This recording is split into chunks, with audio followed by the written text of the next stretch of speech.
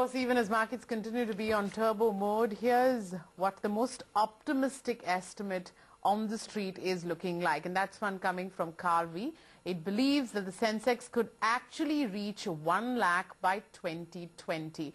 Let's welcome on board then Varun Goel of Karvy, who's joining in on the show. Varun, many thanks for taking time out for us. The Sensex at 1 lakh in 2020. What's really the hypothesis that you folks are working with? So let me just first of all take you through what it will really take us to deliver that kind of number.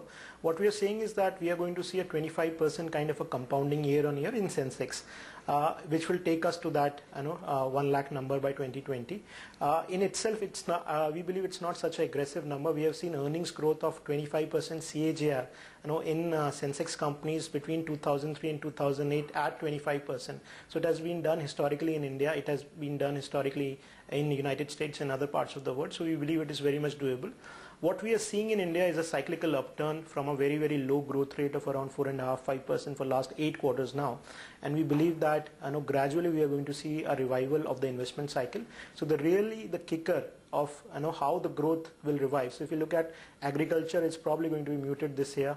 A consumption story has already slowed down. So what is really going to be a driver of the economy, we believe, is the upturn in the investment cycle. Now if you look at the capital formation activity, it has been quite muted for last several years, but we believe that as a lot of bottlenecks and structural issues get sorted out by the new government, we are going to see a strong revival in investment demand, and that is really going to be the start of a new earnings cycle. Of course, as new infrastructure gets created, that is going to have trickle down effects in terms of employment generation, productivity growth, that will lead to salary hikes and generally a sense of well-being and good consumption. So that is all linked, but I think the start would be with the investment cycle. Varun, how much time in your view will it take for earnings momentum to get back to say 20+ level, which we saw a couple of years back? Right, so now let's just look at how the numbers have been between the last 2–3 years. So we have FY13 earnings growth at 5%. We had FY14 earnings growth closer to 10%. And our own sense is that next year earnings growth should be at least 15%. Now, why I say that? We believe that we would have a nominal real GDP growth of around 6%. Add inflation of around 7% to it, we will have a nominal GDP growth of around 13%. In a time when nominal GDP growth is around 13%, I think earnings growth of around 15% is very likely. So I think the start of this cycle would see next year and probably a year after that would see somewhere between 15 to 20% kind of earnings growth, and post which, once the effect of the investment cycle really starting on catches on, then we are going to see a big revival in earnings.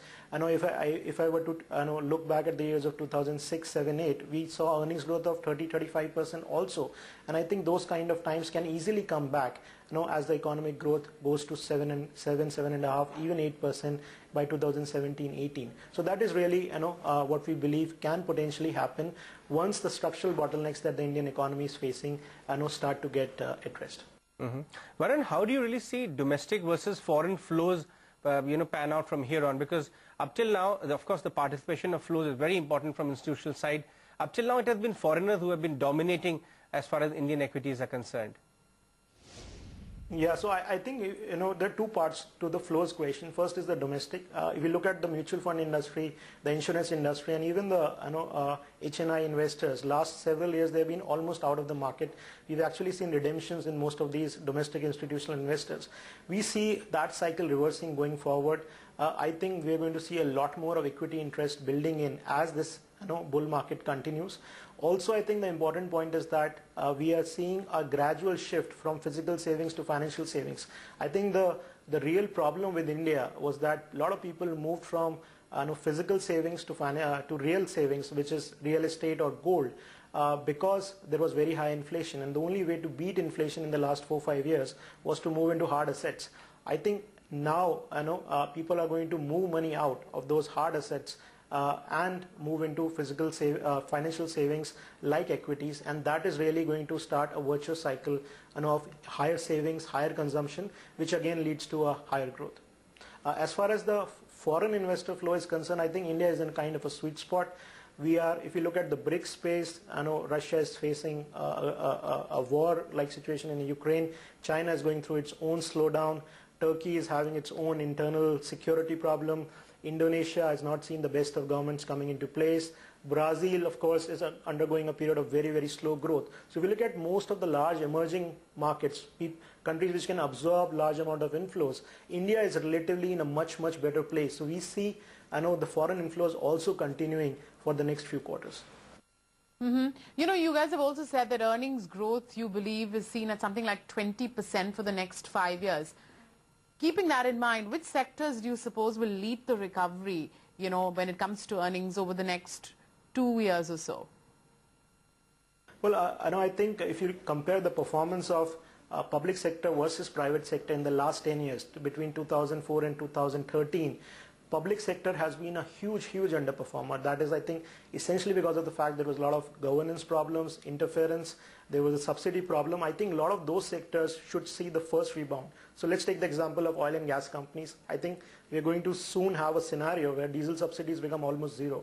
I think that's going to be a big positive for oil and gas companies, both downstream and upstream. We already have zero petrol subsidies. I think downstream companies would have almost negligible subsidies going forward, and even upstream companies will benefit as the overall subsidy burden comes down. So I think those sectors should see very dramatic earnings increases in the next 12 to 24 months. Another sector which looks extremely attractive is public sector banks. We are seeing this huge NPA problem till the last quarter. There was huge restructuring. There was pressure on profitability. A lot of large banks actually reported degrowth in profits. If we were to look at the last four to 6 quarters, and if you look at from that low base, as the economy revives, as some of the assets become productive and they come back into the servicing category, we're going to see a huge increase in public sector banks' earnings. So that is again one sector which is going to lead the revival of earnings cycle in the short term. Then if you look at some of the infrastructure sectors, which is, I think the recovery there is still 2 to 4 quarters away. But once that road, ports, airports, power space kinds of the bottlenecks get removed. So for instance, if coal mines get environmental clearances, if we get financial closure for some of the road projects, the earnings there will also catch up. So those sectors will also look good. I think the cement companies should also see good earnings growth. At Karvy, what are your sectoral overweights and underweights?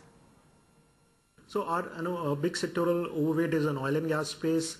Then we also like select infrastructure, public sector banks, and even private sector banks, and cement companies. What we would be underweight at this point of time is the FMCG space. We believe the valuations are extremely expensive there, and the earnings growth are quite muted, and we probably take 2 to 4 quarters for the earnings to really get back.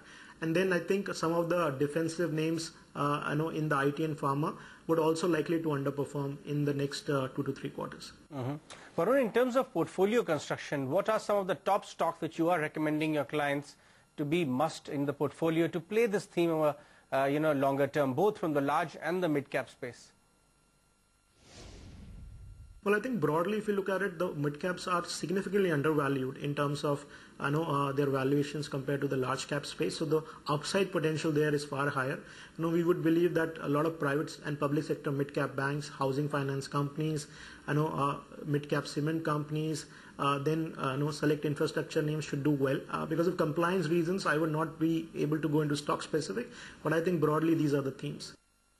And Varun, lastly, this is a pretty rosy scenario which we are talking about here, Sensex heading to 1 lakh by 2020. But in the mid, from here in 2020, there could be some big risks or challenges which the equities as an asset class would surely face.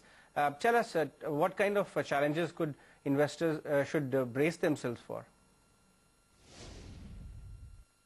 Well, I think if you go back, the biggest example of what has happened in history is that when President Reagan came to power in 1981, US was also going through a similar scenario of very high inflation, very low growth. In fact, they had 70s, which was almost a stagflationary environment.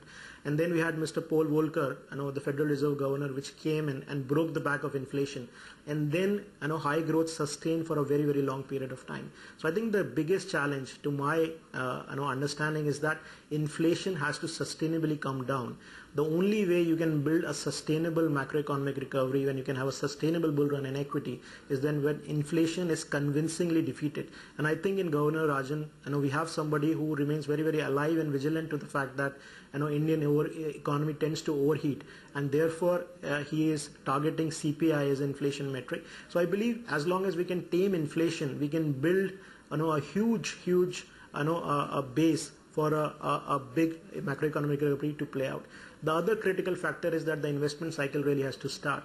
It is important that a lot of structural bottlenecks for the infrastructure space, which limit the productivity of the Indian corporate sector, which limit the productivity of various industries, those constraints have to be taken away, and we have to spend our time and energy and resources in building infrastructure. So these two, in my view, are the biggest challenges.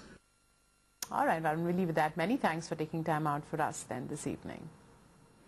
Right, let's talk about more opinion coming in.